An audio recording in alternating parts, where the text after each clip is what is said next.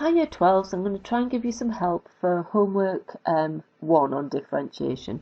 Okay, and it's the first couple of questions.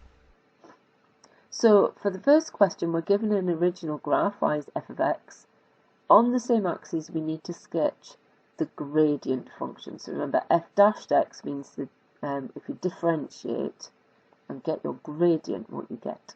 So we're interested in the steepness of the graph. So first look for where the graph is flat, where the gradient is 0. So it's 0 where we've got a nice maximum. So I'm going to plot 0 on the x-axis there, and we've also got a minimum. So there's also a 0 gradient there. Okay. Right, to the left of that, we can see that y equals f of x is increasing, it's going uphill. So that means we'll have a positive gradient. In between the maximum and minimum, we're going downhill. We are decreasing, we have a negative gradient. So that means the gradient will be below the x-axis.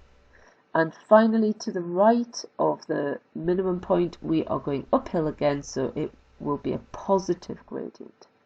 So that means that the gradient function will look something like this.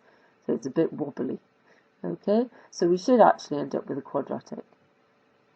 Okay, number 2. This time we're not given an original function, we're given the gradient function.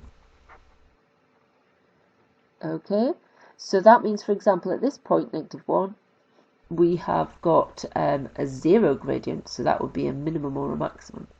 Okay, so the question asks, for what values of x is f of x decreasing? Well, it's decreasing when the graph is going downhill, and it's going downhill when the gradient is negative. Okay, so if we have a look here, our graph, it has got negative y values, so our gradient is negative in that highlighted section.